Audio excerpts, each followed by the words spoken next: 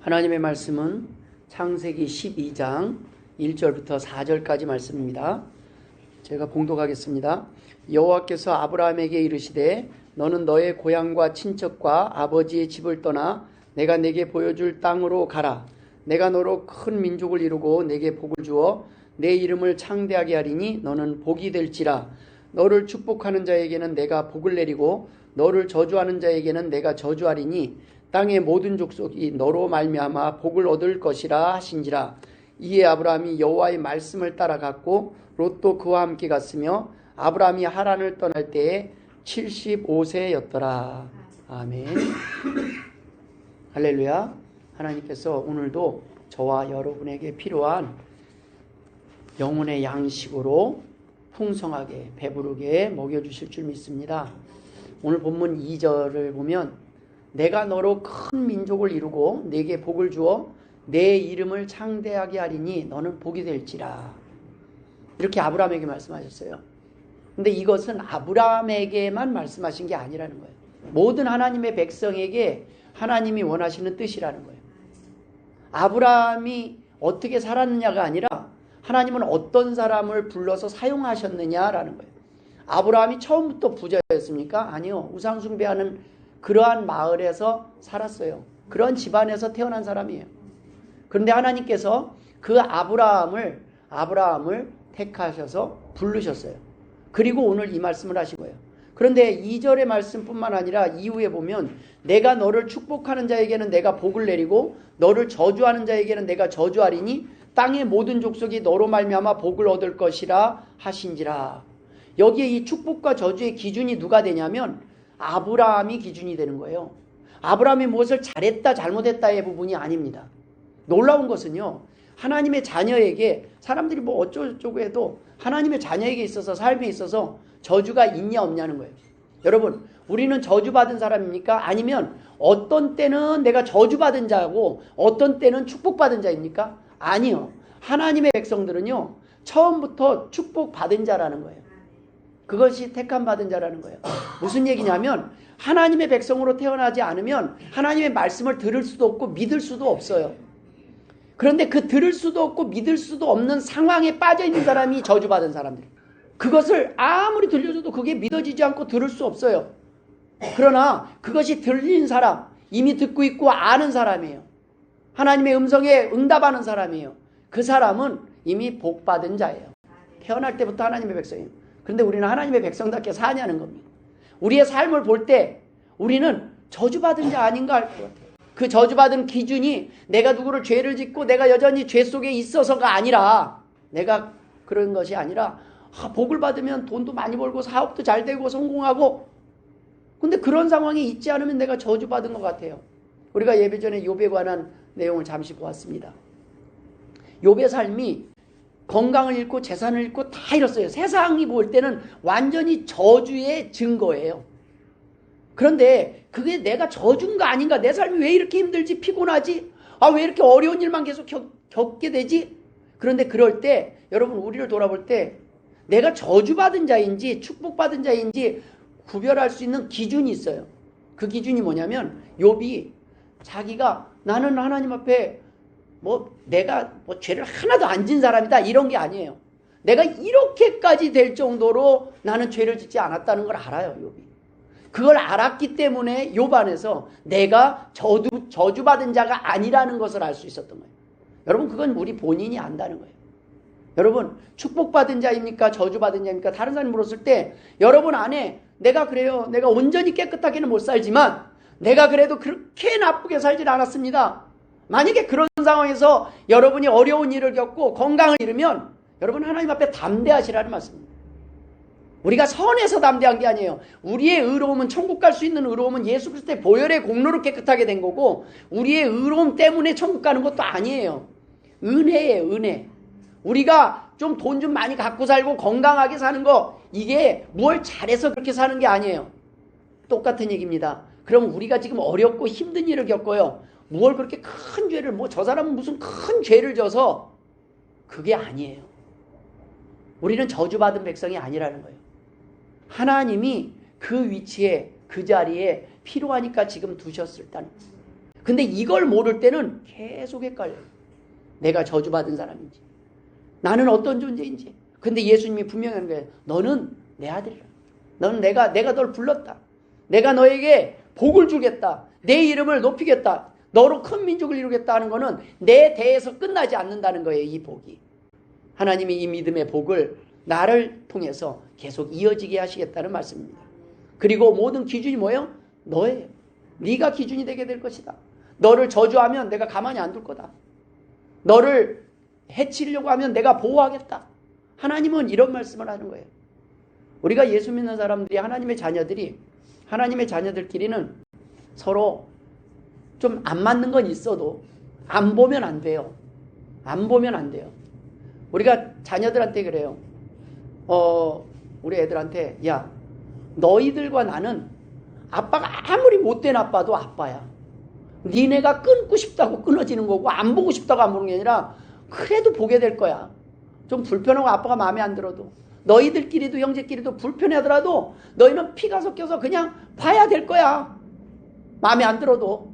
또 누가 좀 어려운 일 겪으면 외면도 못할 거, 뭐 겉으로는 안 봐 할 수도 있지만 이 마음 안에서 안 볼 수가 없어요. 생각을 하고 산다는 거예요.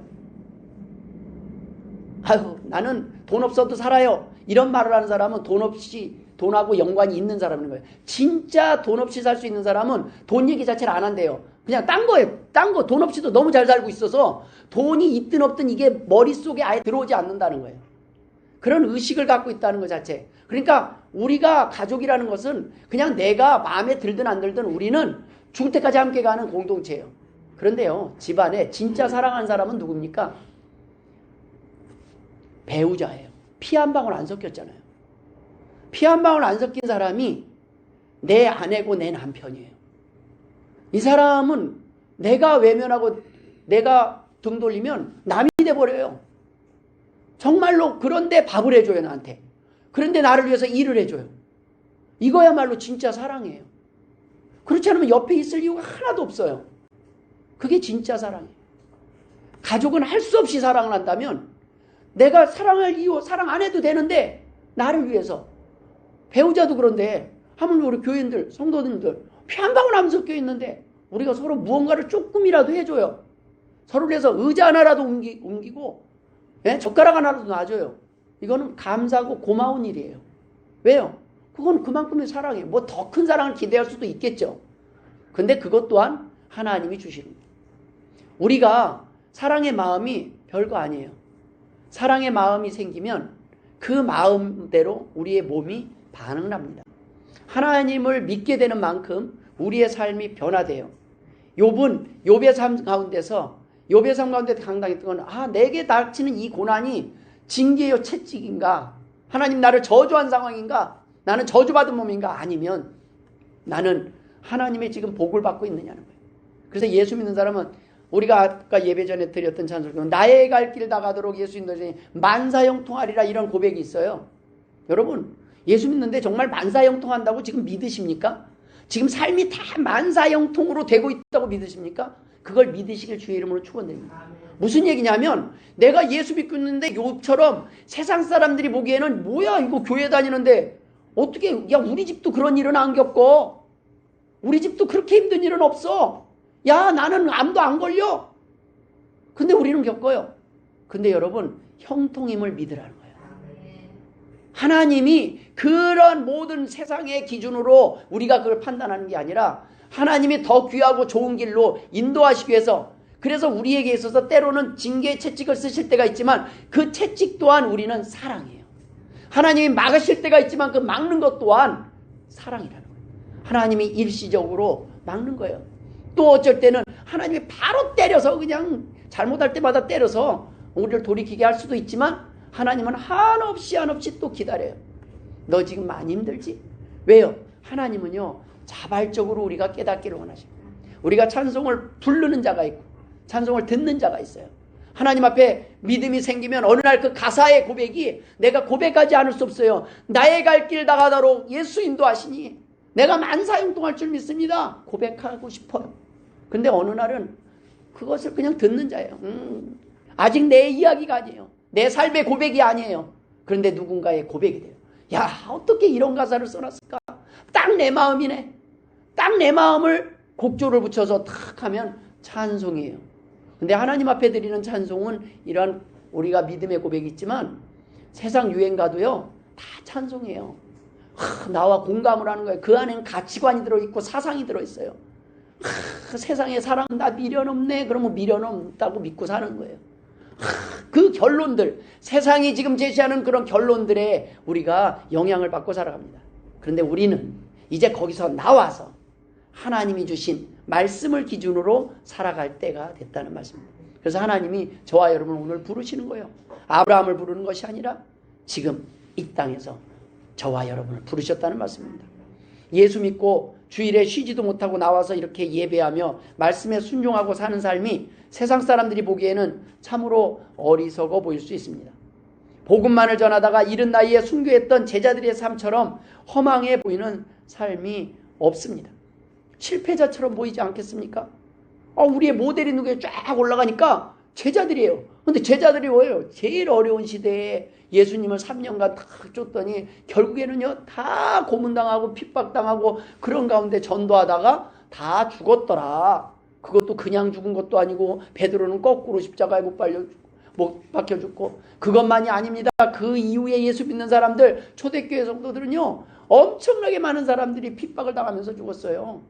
예수 믿고 뭐 행복함? 아니요. 기름가마솥에 튀겨 죽었고요. 우리나라에서도 마찬가지입니다. 공산주의자들이 제일 먼저 핍박한 게 기독교인들이었어요. 일제시대에 제일 먼저 핍박한 게 기독교인들이었어요. 너 예수 안 믿는다? 말만 하면 풀어줄게. 그런데 믿는다고 그러면은 주기철 목사님은 철판 위에 못을 거꾸로 박아놓고 거기를 걸을래 말래. 그런데 그 모판을 걸으면서도 예수님을 부인하지 않았던 것이 바로 믿음의 세계예요. 그래서 우리나라 지금 얼마나 잘 삽니까, 여러분? 하나님은 그 순교의 피를 그 후대에 그 자손들에게, 그 나라에, 그 민족에게 베풀어 주셔요. 약속대로. 총칼이 눈앞에 있는데도 나는 예수님을 모른다고 말을 못해갖고 총살당한 그러한 순교자들이 있었기 때문에 한국 교회가 지금 이렇게 강한 거예요. 그런 거에 비하면 우리 믿음은 뭐 총칼은 둘째치고 못하나는 둘째치고 조금만 찔려도 하나님 몰라요.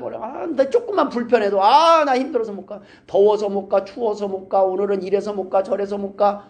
우리는 수없이 많은 핑계거리를 대는데 하나님께서는 그런 우리를 계속 부르시는 이유가 뭘까요?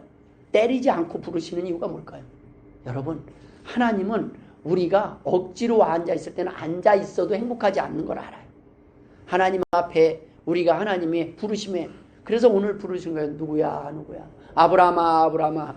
이 따뜻한 음성에 귀를 기울이고 응답하고 오늘 나온 분들이 바로 저와 여러분 아니겠습니까? 여러분, 우리가 믿는 하나님은 많은 사람들이 말씀이 아닌 세상의 상식과 자신의 판단을 쫓아가는 세상에서 우리는 말씀을 기준으로 살아보려고, 하나님의 말씀이 무엇인지, 하나님이 나를 얼마나 사랑하는지, 이 세상에 답이 없는 세상 속에서 나를 어떤 방법으로 이끌어 가시는지 그 하나님을 믿고 살아보기 위해서, 그 말씀에 귀를 기울이기 위해서 오늘 이 자리로 나온 게 아니라 하나님이 나오게 하셨다는 겁니다. 그것이 성령님이에요. 많은 사람들이 하나님을 믿습니다. 그러나 우리가 얼마나 하나님을 신뢰하느냐에 따라서 그 믿음의 기준이 달라져요. 저분은 믿음이 좋다라는 그 기준이 무엇입니까? 교회 오래 다니면 믿음이 좋은 사람입니까? 목사는 믿음이 좋은 사람입니까?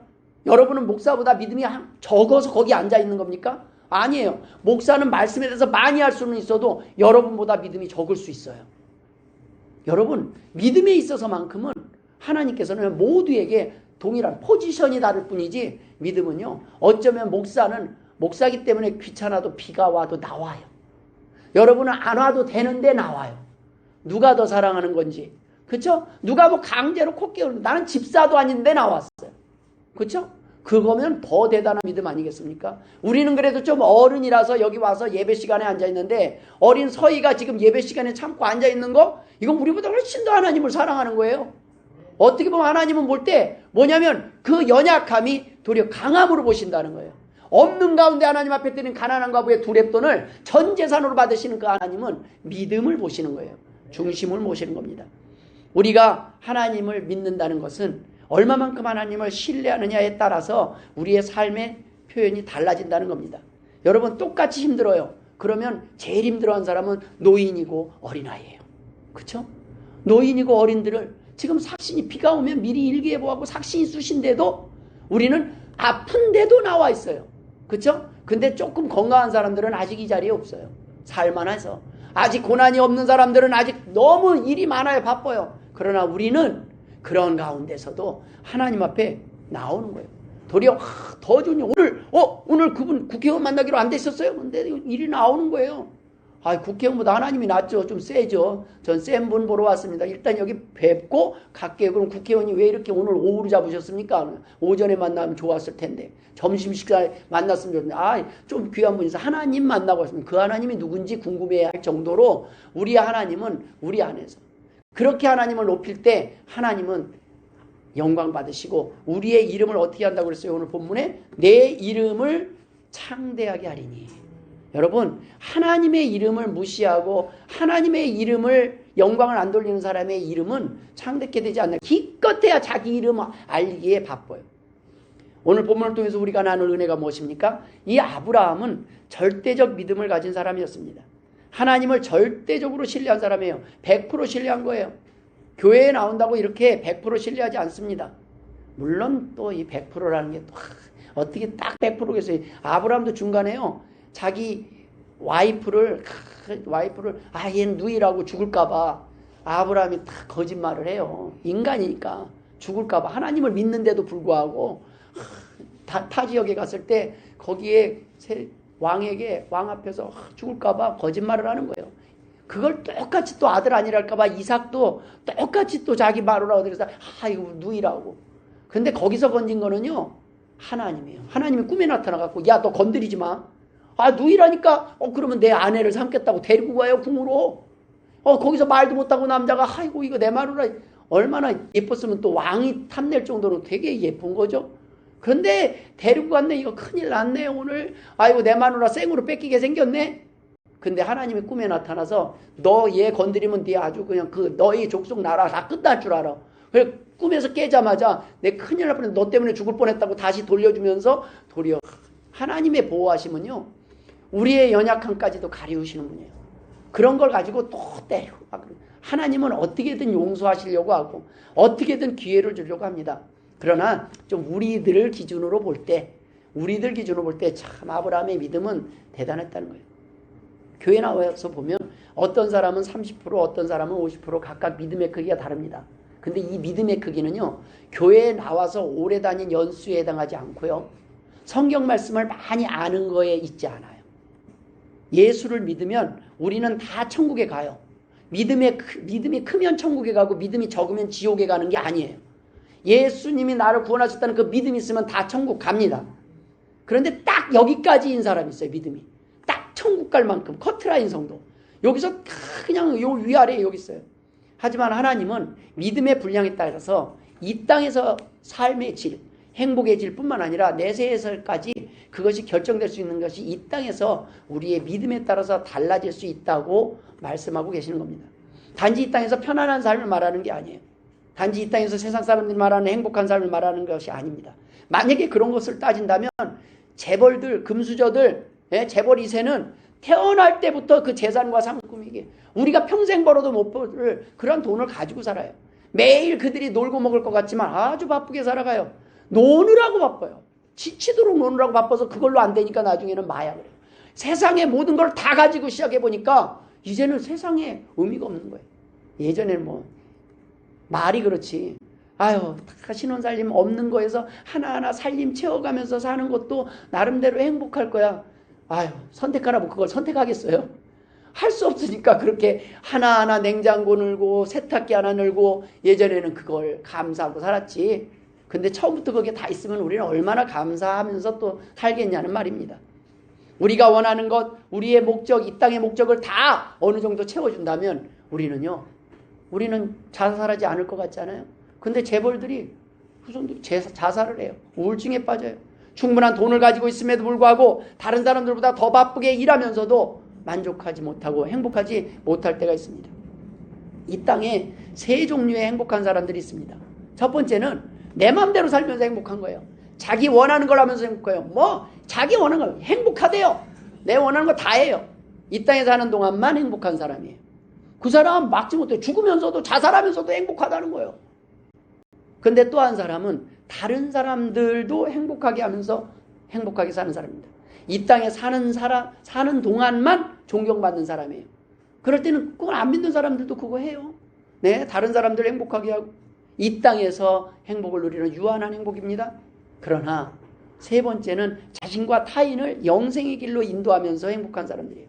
이 땅에서뿐만 아니라 나뿐만 아니라 다른 사람들까지 지옥에 가지 않도록 내세에서도 행복한 사람들입니다. 놀라운 것은요, 지옥에 가지 않을 사람들을 하나님은 이미 알곡들을 다 정해놓고 부르고 계시는데 그 부르는 우리가 행복하다는 거예요. 우리 모두가 자신과 타인을 영원히 행복한 길로 인도하는 복된 성도가 되기를 하나님이 원하신다는 말씀입니다. 믿음의 크기에 따라서 우리가 달라지는 것은 그럼 무엇입니까? 이 땅에서의 행복과 내세에서의 상급이 달라집니다. 그건 알아요. 그런데 오늘 내가 행복해져요. 그 믿음이 생기면요, 지금 내가 행복해져요. 내일 뭐 어떻게 돌아갈지 몰라요. 뭐가 어떻게 풀릴지 몰라요. 내일 어떤 삶이 올지 모르지만 지금 내가 행복해져요. 지금 내가 감사해요. 믿음의 사람들은 자신이 할 수 있는 것이 없음을 알고 고백하는 거예요. 하나님, 내가 할 수 있는 것이 별로 없습니다. 뭘 할까요를 묻는 거예요. 그리고 하나님을 위해서 살아가는 사람입니다. 하나님이 나를 위해서 일하지 않으면 나의 모든 세우는 것이 다 헛수고라는 것을 고백하는 거예요. 그걸 인정하는 사람들입니다. 하나님이 돕지 않으시면 내 하는 모든 수고가 헛되다는 것을 인정하고 살아가는 사람입니다.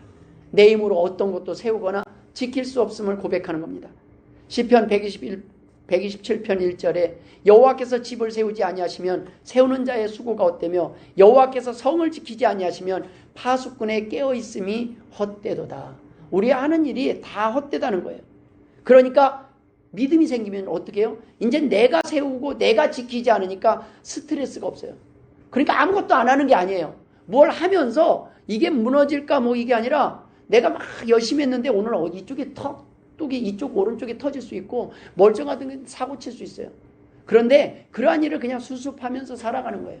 내가 그것을 세우고 해도 순식간에 하나님이 한 번만 외면하시면 우리는 모든 것이 헛수고가 된다는 것을 믿기 때문입니다. 그냥 하나님이 시키는 대로 살면 됩니다. 속 편하게 살면 되는 거예요. 그러나 게으르지 않는 삶입니다. 그러나 일하지 않는 삶이 아니라 내 삶에 할 수 있는 대로 최선을 다해서 일하는 삶이라는 거예요. 우리가 하나님을 절대적으로 믿는 만큼 하나님께서 우리에게는 절대적인 축복을 주신다는 말씀입니다. 믿음의 크기는 이 땅의 삶을 살아가는데 이 땅의 문제들을 해결하는데 아주 중요한 것입니다. 문제가 막혀있는 이유도 문제가 해결되는 이유도 모두 믿음의 크기와 연관되어 있기 때문입니다. 여러분 11조는 하나님 앞에 드리는 세금이 아니에요. 뭐냐면 모든 것이 하나님 것이라는 믿음의 고백이에요. 하나님께서는 그걸 보시고 하나님이 일을 하시는 거예요. 네가 아는구나. 하나님 모든 것이 하나님 겁니다라는 그 믿음의 고백을 보시고 하나님이 나의 삶에 역사하신다는 거예요. 하나님 앞에 우리는 그거 억지로 들어 하나님은 그걸 원하시는 게 아니라 하나님이 이제 나의 모든 것이 나의 미래가 하나님께 좌우됨을 믿습니다. 하나님께서 지켜주옵소서. 나의 모든 것이 10의 1이 아니라 나의 모든 재산, 나의 모든 기회, 시간, 건강 모든 것이 하나님 것입니다. 하나님 어떻게 할까요? 내 자녀를 어떻게 사랑할까요? 내 가족을 어떻게 사랑할까요? 내가 이 나라를 위해서 그래도 내 이름을 좀 남기고 싶고 무언가를 좀 하고 싶습니다. 꼭 내 이름이 아니라 무언가 남을 행복하게 하는 삶을 살고 싶습니다. 이러한 소원들을 하나님과 의논할 수 있다는 겁니다. 그렇다면 믿음이란 무엇입니까?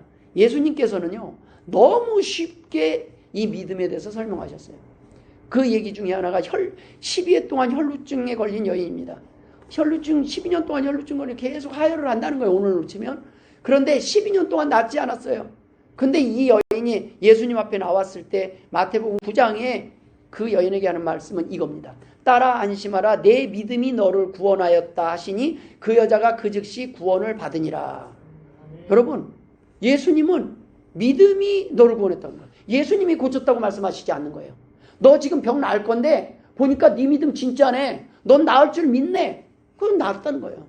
너는 나올 때 예수님 앞에 나오면 나을 줄 믿고 해결될 줄 믿고 그 믿음을 가지고 나온 거예요. 그래서 예수님은 뭐만 했어요? 확인. 증인. 확인. 하나님 얘 진짜 가짜. 이것만 가려주는 거예요. 여러분, 예수님이 고쳐주는 게 아니에요. 우리의 믿음이 하나님의 능력과 연결될 때 하나님의 능력을 사용하게 되는 겁니다. 그랬을 때 우리가 능력 있는 삶을 사는 거예요. 예수님께서는 물론 그것을 확인해 주시는 거예요. 너에게는 이미 너희들에게 내가 준 축복의 길이 열려 있다는 거예요. 약이 놓여 있는데 너희들이 사용하지 못한다는 거예요. 주님은 확인해요. 그 여인의 믿음이 진짜였다. 이 여인뿐이 아닙니다. 귀신 들린 딸의 어머니가 나왔습니다. 제자들이 앞에 나와서 주여 주여 하고 뒤에서 소리 지르니까 예수님이 지금 제자들이 그러는 거야. 지금 예수님 일하러 가시는데 여자가 와서 방해를 하는데 어떻게 하면 좋습니까? 그러면 예수님한테 와서 어떻게 할까요? 그러니까 예수님이 여기서 데려와라, 이게 아니에요. 나는 이스라엘 집에 잃어버린 양 외에는 다른 데로 보낸 짐을 받지 아니하였노라. 와, 이 여자 진짜 그러면 내가 죽을 때까지 내가 이제 예수 믿나 보자 하고 칼을 갈고 등을 돌고 내가 죽을 때까지 난 교회 안 간다 이럴 만하지 않아요? 그런데 이 여자가 그래도 포기하지 않고 와서 주여 저를 도와줘서. 그러니까 또 이제 한마디 더 해요. 야, 자녀의 떡을 취하여 개들에게 던짐이 마땅하지 않으니라. 딴 사람이 말을 하면 상처를 안 받아요. 어떻게 목사님이 그렇게 할 수 있어요? 목사님이 뭐라고 하면 들으세요. 일단 뭐냐면 목사님이 여러분 미워서 말하는 게 아니라 목사님이 어떤 말이라든지 다 할 수 있는 사람이 먼저 돼보세요. 하나님이 우리에게 어떤 말을 해도 그걸 이렇게 안 듣는. 근데 그 신뢰가 안 되면요, 이렇게 듣게 되면 그렇게 들을까봐 시험 들까봐 말도 못하고. 그럼 목사도 말 못하는데 누가 말해요? 아무도 말하지 마세요. 다 참고 있어요. 그냥. 이게 교회예요. 그냥 참고 있어요. 깨닫든 못 깨닫든 알 때까지. 그게 또 우리에게 준 거예요. 뭐 어떻게 하라고요? 그러면 내가 옳은 것 같은데 실제적으로 내가 틀릴 수도 있어요. 그런데 그러한 일들을 하나님은 말씀을 통해서 우리가 각각 보게 하셔요. 중요한 건 이런 말을 할 때 주님은 이런 말을 해도 들을 수 있는지. 그래서요, 무슨 말인지 들을 수 있으면 진도가 빨라요. 아이들도 돌려 얘기 안 해도 돼. 그런데 이거는 내가 말하고 싶은 건 이건데 우리는 돌려서 아무리 돌려서 얘기를 해도 못 알아들을 때가 있어요. 그냥 돌직구로 딱 말하고 싶은데, 근데 또 그 하나님이 돌직구도 써. 어쩔 때는 내가 미워서 그런 건 아니고 그냥 말할게. 그러면서 돌직구로 탁 얘기를 하는 그거를 그래도 또 사랑하니까 말하지 않겠습니까? 그런데 그 모든 거를 우리가 사랑으로 받아들이면 쉬운데 그렇지 않아요. 여인이 이렇게까지 얘기하는데도 불구하고, 주님이 이렇게까지 말씀하시는데도 불구하고 여인이 주여 올소이다마는 개들도 제 주인의 상에서 떨어지는 부스러기를 먹나이다. 끝까지 포기하잖아요. 이 여인의 목적은 하나예요. 내 딸을 지금 귀신 들린 딸, 이보다 간절함이 없어요. 그냥 이거 낳는다면 그거 다 상관없는 거예요. 지금 나 무시해도 좋고 나 밟아도 좋아요. 그런데 낳을 수만 있다면 주님 낫게 하실 수 있잖아요. 하나님은 낫게 하실 수 있잖아요. 지금 하나님과의 관계를 묻는 거예요. 그 믿음을 갖고 왔어요. 그랬을 때 예수님이 결론을 내려줘요. 여자여 내 믿음이 크도다. 내 소원대로 되리라 하시니 그때로부터 그의 딸이 나으니라. 여러분, 예수님은요, 사람들 앞에서 여인을 면박 준 게 아니라 이 여인에게 진짜 믿음이 있다는 걸 알리기 위한 거예요. 이 여인처럼 너희들도 믿음이 있냐는 거예요. 이런 간절함, 이런 멸시와 이런 모욕 속에서도 끝까지 하나님을 내가 믿고 신뢰할 수 있는 그런 믿음이 있냐는 거예요. 너에게 어려운 일이 있고 지금 세상 사람들 볼 때는 정말 억울한 일들이 많이 있을지라도 그럼에도 불구하고 내가 나를 신뢰하냐는 거예요. 내가 나를 그 모든 문제를 해결할 줄 믿느냐라는 그 믿음을 묻는 거예요. 사람들은 이 땅에서 다 간절한 소원이 있어요. 그런데 그러한 소원이 있을 때 이러한 믿음이 있다면 어떤 모욕도 견딜 수 있고 극복할 수 있다는 말씀입니다. 많은 사람들이 소원만 간절할 뿐 소원을 이루어주시는 능력이 하나님께 있음을 믿는 믿음이 없다는 게 문제입니다. 그 얘기뿐만 아닙니다. 거짓 소경 바디메오의 얘기 있습니다. 예수께서 이르실 때 가라 내 믿음이 너를 구원하였느니라. 거짓 소경 바디메오가 눈을 떴어요. 사람들이 예수님 앞에 소리치니까 잠잠해라 막 꾸짖어요. 그런데 멈출 수 없는 거예요. 이 믿음이 너무 간절해서. 그래서 그의 간절함이 막 맹인이 예수님 앞에 나와서 나를 불쌍히 여겨주소서. 다윗의 자손 예수여 나를 불쌍히 여겨주소서. 성경은 뭐라고 써있냐면 마태복음 10장 50절에 맹인이 겉옷을 내버리고 뛰어 일어나 예수께 나오. 여러분 눈 감고 한번 뛰어보세요. 여기까지만 나와보세요. 뒷좌석에 있다가. 이거 엄청 위험한 거예요. 소경이 일어나서 뛰어서 나온다는 거죠. 나 가다가 넘어지든 머리가 깨지든 이빨이 깨지든 뭐가 돼도 상관없어. 이제는 주님이 오라고 하셨으니까 그냥 달려가는 거예요. 난 죽으면 죽으리다 하고 가는 거예요. 앞뒤 안 보이고. 이것은 뭐예요? 간절함과 믿음이 있어요. 꼭 낫겠다는 간절함과 이것은 예수님이 해결해 줄 수 있다는 믿음이 있었기 때문에 그래서 주님이 그 믿음을 가지고 예배 가운데 나오고 그 믿음을 가지고 주님 앞에 나오기를 원하신다는 것입니다. 그 믿음의 결과로 우리의 삶에 능력이 나타나는 거예요. 그래서 우리는 언제든지 하나님의 능력을 경험할 수 있어요. 우리의 믿음이 준비된다면. 딱 믿음만큼만 우리는 경험하고 사는 거예요. 사실은요, 안타깝게도 더 큰 것들을 이미 받았는데 믿음이 없어서 이걸 못 쓰는 거예요. 이거 쓰면 어떻게 될까 봐. 하나님이 쓰라고 주신 건데 이걸 못 쓰는 거예요. 하나님을 위해서 베팅을 못하고 하나님을 위한 그릇에 못 써요. 왜? 하나님은 누리라고 주신 건데 그거를 우리는 사용도 못하고 있는 거예요. 많은 사람들이 소경에게 그가 꾸짖어 잠잠하라 하되 그가 더욱 크게 소리질러 이르되 다윗의 자손 예수여 나를 불쌍히 여기소서. 이렇게 했을 때 눈을 떴습니다. 그럴 때 예수님이 소경에게도 한 거예요. 가라, 내 믿음이 너를 구원하였느니라 하시니 그가 곧 보게 되어 예수를 길에서 따르니라. 여러분, 우리의 문제를 해결할 수 있는 키가 이미 저와 여러분에게 주어졌음을 믿으시길 주의 이름으로 축원드립니다. 하나님께서 우리에게 원하시는 것은 우리가 얼마나 하나님 앞에 큰 사랑을 받고 있는 존재인지 알으라는 거예요. 내가 너를 만들었고 내가 너를 사랑하고 내가 너를 사용하기를 원하고 네가 행복하기를 원하는데 이거를 지금 너가 모른다는 거예요. 너가 좀 행복했으면 좋겠다 그거예요. 나병 환자 10명이 있었습니다. 예수님 앞에 나와서 그러니까 나병 환자 10명을 깨끗하게 하셨어요. 고침을 받은 나병 환자는 10명이었으나 구원받은 나병 환자는 1명뿐입니다.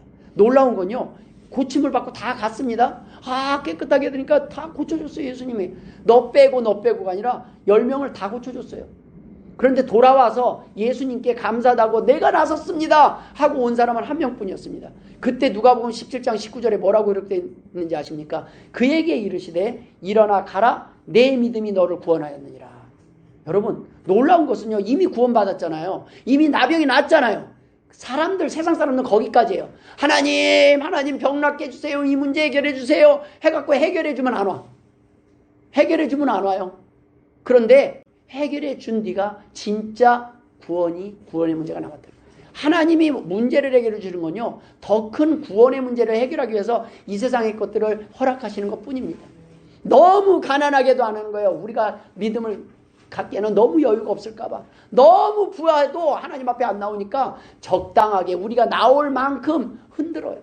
그냥 놔둬요. 그런데 그 가운데 간절함이 생겨서 하나님 앞에 오게 해서 결국에는 하나님이 주시고자 하는 그 축복을 누리기를 원하신다는 말씀입니다. 그런데 정작 와서 예수님 앞에 나와서 내가 나섰습니다. 내가 나왔습니다. 영광을 돌리니까 주님이 하신 말 이미 다 나섰는데 그때 하신 말이 너를 구원하는. 놀라운 것은요, 지금 혈류병 걸린 여인도 마찬가지였습니다. 나병 환자도 마찬가지입니다. 소경도 마찬가지였습니다. 귀신 들린 딸 위해서 나왔던 사마리아 여인도 마찬가지였습니다. 공통적인 건요, 그들의 병이 낫는 것이 아니라는 거예요. 예수님이 말씀하신 건 다 똑같은 단어를 써서 너가 구원받았느냐, 넌 천국 갈 것이다, 그 믿음을 가지고 있으니 너는 천국 백성이다. 여러분, 이 땅에 잠시 잠깐 배고픔은요 해결되지만 지옥 가는 것보다 더 끔찍한 게 없어요. 죽으면 다 끝나는 거예요. 재산도 명예도 다 죽으면 끝나요. 근데 예수님은 뭐냐면, 야, 너 지금 그거 하는 거 보니까, 네 행동을 보니까 너는 천국 갈 만한 믿음을 소유했다. 그 믿음 붙잡고 계속 기도해라. 앞으로도 어려운 일이 있으면 하나님 앞에 나와라. 하나님 앞에 구해라. 그 믿음만 있으면 내가 이 땅에 없더라도 너는 이 땅에 살아가는 동안에 문제가 없을 것이다. 불행하지 않을 것이다. 여러분, 하나님 앞에 나와서 구원받는 복된 성도들, 이 교회에 가득 차기를 제가 아니라 하나님이 원하신다는 말씀입니다. 그를 위해서 우리를 먼저 부르신 것뿐이에요. 잘난 사람을 좀 불러줬으면 좋겠는데 못난 사람만 부른 것 같아요. 저는 그래서 희망을 가져요. 우리보다 더 좀 잘난 사람들은 다 나오기가 좀 쉽잖아요. 우리같이 더럽고 깨끗하고 부족한, 아직 부족한데 부족함을 알면 됐다는 거예요. 사람들한테 전할 때 잘난 걸 자랑하지 마세요. 그걸 전도하지 마세요. 나 같은 사람도 불렀어. 나도 행복해. 너는 얼마나 좋냐? 건강하잖아. 나와봐. 야, 나는 딴 건 모르겠는데 일단 우리 하나님이 살아계시고 하나님이 사랑하심을 난 그건 믿어. 내가 지금 이 모양 이 꼴인데도 하나님이 나를 안 버리시는 거 보면 나는 참으로 감사해. 우리가 잘나서 자녀처럼 살아서가 아니라 우리는 부족하고 우리 교회처럼 장애인증 가진 사람이 반이에요. 에? 그런데 하나님이 저는 제가 볼 때는 제 손으로 감당 자기 먹을 것도 힘든데 삭신이 다 수수신데 그 무거운 구글 해가지고 날고 반찬을 해가지고 오고 뭔 장애인이 이렇게 많은지 예수 믿는 사람 무슨 장애인만 모아놨어요? 그런데 하나님이 지금 보시고 얼마나 기뻐하시겠냐는 우리를 보고 나중에 얼마나 가진 자를 부끄럽게 하시겠냐는 거예요.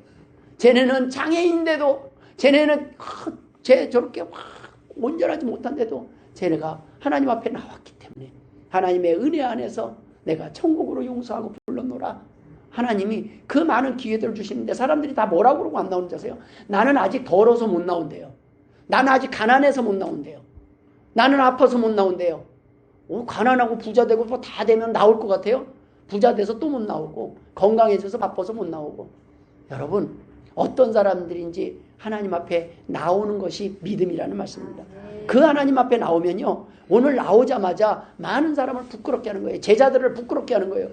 제자들도 경험하지 못한 일들을 지금 그 여인이 그 능력의 주인공이 되는 거예요. 평생 하나님을 간증하는 거예요. 나는 이렇게 내 병을 고침받았습니다. 내가 정말 지옥에서 나왔습니다. 하나님께서는 우리가 믿을 만한 것을 믿는 것을 믿음이라고 안 하셨습니다. 사도 바울을 통해서 로마서 4장 18절에 이렇게 고백합니다. 아브라함의 믿음이 뭐 대단한 게 아니라 아브라함이 바랄 수 없는 중에 바라고 믿었으니 이는 내 후손이 이와 같으리라 하신 말씀대로 많은 민족의 조상이 되게 하려 하심이라. 여러분 바랄 만한 거를 계산해서 나오는 건 믿음이 아니에요. 그건 계산이에요. 그런데 도저히 이해될 수 없는 일들이에요. 100세나 돼서 100세 이후에 자녀를 갖겠다는 그 말을 믿어야 되는 거예요. 너 그냥 떠나서 네 가족 다 떠나서 가라. 그럼 내가 너를 크게 사용하겠다. 그냥 있는 것 내 기반 다 놓고 떠난 거예요. 그런데 하나님이 그것을 의로 여기셨다고 말씀하셨습니다. 마지막으로 우리가 나눈 은혜가 바로 믿음은 순종으로 증명이 된다는 겁니다. 우리의 믿음의 크기가 궁금하십니까? 믿음이 무엇입니까? 바랄 수 없는 중에 바라고 믿는 것이라고 하지 않았습니까? 상식을 벗어난 믿음입니다. 상식적으로 이해할 수 없는 일에 우리는 기도가 필요한 거예요. 하나님 이거는 사람이 할 수 없어요. 이건 제가 못하겠어요. 하나님 저도 어떻게 되는지 모르겠는데 하나님 인도하심을 믿습니다. 라고 기도를 했는데 문제가 해결이 안 돼요. 근데요 놀라운 것은 믿음 있는 자의 기도는요 기도한 것 그것으로 끝나는 거예요. 왜요? 만사형통한 줄 믿기 때문에. 내가 구하지 않아서 계속 안 풀리는 건 그것은 저주예요. 믿음이 없는 거니까. 근데 내가 구했어요. 구해서 안 돼요. 그건 축복이라는 말씀입니다. 하나님이 지금은 아직 나를 위해서가 아니라 너를 위해서는 지금 당장 주고 싶은데 내가 지금 내 자녀를 위해서 너의 지금 미래를 위해서 내가 지금은 조금 이거를 막아야 되겠다. 우리가 기도하는 사람들이 다 바로 다음 주에 교회 나오면 얼마나 좋겠습니까? 근데요 여러분 기도를 하면 할수록 내 안에 누군가를 위해서 기도하는 이것이 얼마나 큰 사랑인가. 하나님 보면 얼마나 이쁘겠어요. 저 녀석은 자기는 이제 안전히 확보됐고 방주에 있고 천국 갈 텐데 왜 뭐가 아쉬워서 남을 위해서 기도하냐는 거예요. 뭐가 아쉬워서. 이미 자기는 살 만큼 사는데 뭐가 아쉬워서 남을 돕느냐는 거예요. 하나님은 우리가 계산기로 두들겨보고 선택할 수 있는 그러한 영역을 원하시는 게 아니에요. 이해한 것을 믿는 것은 믿음이 아닙니다. 이해할 수 없는 것을 믿음으로 이해하는 것이 필요하다는 말씀입니다. 하나님은 이해할 수 없는 것들을 우리가 이해하기를 원하신다는 거예요. 여러분 조선시대에 지금 인공수정으로 아이 낳는 거 그거 말을 하면 거꾸로 타임머신 타고 가서 말을 하면 믿겠습니까? 이해할 수 있겠습니까? 도리어 우리를 바보 취급할 거예요. 비행기가 날아다닌다?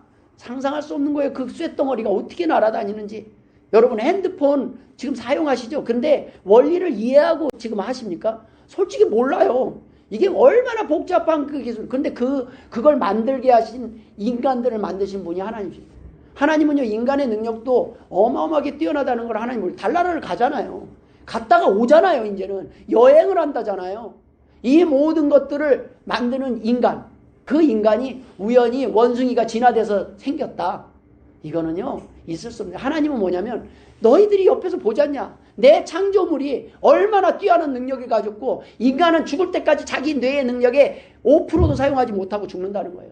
인간의 뇌가. 원래 하나님이 우리에게 주신 그 지능이 너무너무 뛰어나다는 겁니다. 하나님께서 우리에게 줌으로 하면 화상통화까지 해요. 어떤 원리로 내 얼굴이 거기에 비춰지는지 도저히 정말 이해 안 돼요. 그런데 놀라운 것은 그것을 찾아내고 그것을 사용하게 만들고 이렇게 만드신 분이 하나님이라는 거예요. 일부의 지금 제한된, 우리가 죄로 인해서 타락해서 제한된 이 능력도 이 정도인데 하늘나라에서 모든 것이 회복된 뒤에 인간의 능력이 얼마나 뛰어나겠습니까? 인간의 지혜가 얼마나 뛰어나겠습니까? 하나님께서는 이 땅의 것을 보라고 하는 것이 아니라 영원한 세상 하나님을 믿어보라는 겁니다. 천지 만물을 창조하신 그 천지 만물의 모든 우주에 달 하나가 그냥 소행성 하나만 충돌해도 지구는 그냥 하루아침에 끝나는 거예요. 뭐 이 안에서 뭐 해봤자 소행성 하나. 근데 그것이 수천 년간 지금 안전하게 다 비껴가는, 이게 우연? 아니에요.